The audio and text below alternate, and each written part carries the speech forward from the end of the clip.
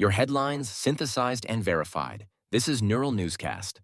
Welcome to Neural Newscast Deep Dive. I'm Leela, your arts reporter, and with me is Abigail, our literature correspondent. Today, we're exploring fascinating turns in history, culture, and language. On this day in 1989, the Berlin Wall began to fall as East German authorities unexpectedly opened border crossings, allowing citizens to cross freely into West Berlin and symbolizing the end of the Cold War divide.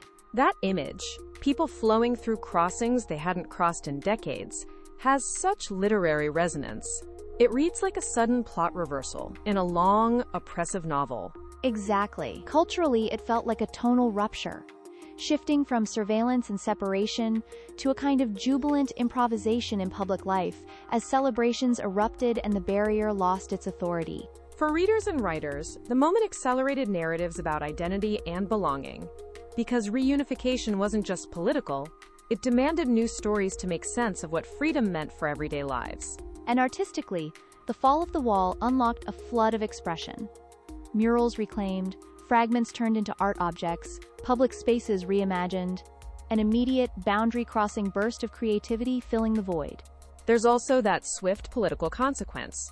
It didn't just feel symbolic, it propelled accelerated German reunification, changing timelines and forcing institutions to catch up with a new reality. Which is fascinating. The visual spectacle of people passing through effectively opened the social contract to negotiation, and artists often led that conversation, interpreting joy and trauma side by side. Literature mirrored that tension. Memoirs and novels grappling with everyday reunification demands. Jobs, homes, histories, arrived as if the wall's fall freed not just bodies but narrative possibility. And the improvisation mattered. Authorities hadn't staged a grand plan. They opened crossings, and public agency filled the moment, turning a bureaucratic act into a cultural turning point. That spontaneous agency is what readers latch onto. Collective action reshaping history overnight, and the surge of stories afterward to record and question what had been taken for granted. The wall's collapse as shorthand for the end of the Cold War is irresistible to artists because it condenses decades into a single visual and emotional event, an ending and a beginning at once. And for the literary world, it meant a flood of testimony, voices that could finally cross borders in more than the literal sense, reshaping European letters and global perspectives in ways that still ripple today. Stay with us. More Deep Dive ahead. Switching gears, today we celebrate the birthdays of Hedy Lamarr, 1914, Spiro Agnew, 1918, and Carl Sagan, 1934. Hedy Lamarr, Spiro Agnew, and Carl Sagan. What an eclectic trio. Which one do you want to linger on for a deeper look? Let's focus on Hedy Lamarr. There's such a rich cultural story there, the glamorous screen presence and the unexpected intellect beneath it. Absolutely. Hedy Lamarr, as both actress and inventor, makes for a compelling narrative. She embodied a duality that challenged the era's stereotypes about women in the arts and sciences. Exactly. She was the archetypal Hollywood beauty, but she also co-invented frequency-hopping technology. That juxtaposition reframes how we think about celebrity and expertise. And the invention's significance is striking. It laid groundwork for modern wireless communication, so her legacy lives on in technologies we take for granted. The cultural resonance matters too. Her cinematic persona fed a mythos of glamour, while her technical achievement punctured that myth, reminding us how different public image and private intellect can be. There's a literary angle. Her life reads like a novel of reinvention, displacement, and the limits of recognition. She dazzled on screen but didn't receive immediate credit from the scientific community. That delayed recognition matters. It makes us question who gets remembered and for which contributions, especially when work crosses disciplinary boundaries. Right.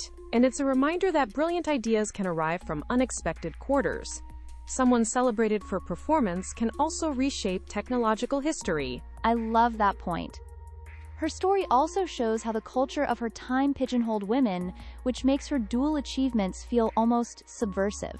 And there is a kind of poetic justice in the way her frequency-hopping concept, designed to prevent interception, now underpins the connectivity that keeps global conversations flowing. It's almost cinematic itself, a star of the silver screen whose techno-invention quietly threads through the modern world, unseen yet indispensable. That unseen thread is a neat metaphor for her legacy. Visible glamour, overlaying invisible influence, each shaping culture in different registers. Thinking about her this way adds texture to the celebration. Honoring Hedy Lamarr means honoring both performance and innovation, and the stubborn complexity of a life that resists easy categorization. Exactly. And that complexity is why her story endures. She pushes us to look beyond simple labels and honor the full, sometimes surprising scope of a person's contributions. Her lasting relevance is twofold: the aesthetic legacy of her films and the practical legacy of her invention embedded in our communications. A rare and powerful combination. We'll be right back after this short break. Fast, reliable, and powered by the future today. This is Neural Newscast. Catch every episode at nnewscast.com. And we're back with more from Neural Newscast Deep Dive. According to a popular account, the image of World War II fighter pilots in the South Pacific literally threading .50 caliber machine gun ammo belts 27 feet long through their planes before loading them into the fuselage feels almost cinematic, doesn't it? It does. And in this telling, that very physicality gives the phrase, "the whole 9 yards," its punch. If a pilot expended all his ammunition on a target, he'd gone through the whole 9 yards. There's a tactile rhythm to it. Ammo belts, fuselage, the decisive moment of firing until nothing's left. A phrase emerging from such a concrete, mechanical procedure makes language feel rooted in muscle and metal. Exactly. It's a clean line from operational practice to an idiom that conveys totality. The account ties a colloquial expression to a specific wartime image in a way that's vivid and precise. And the specificity, .50 caliber, 27 feet, anchors the story. That detail turns a metaphor into a measured, almost architectural act of use, which is why the expression carries that sense of completeness. There's a narrative economy to it too. A single, efficient action, firing until the belt is done, becomes shorthand for having used everything at one's disposal. Clear, decisive, final. It reframes the whole 9 yards, from vague hyperbole to something earned by logistics and routine, which deepens how we hear the phrase in everyday speech. Right. The phrase inherits a kind of gritty authenticity from that origin story, tied to pilots, physical labor, and the stark reality of aerial combat logistics.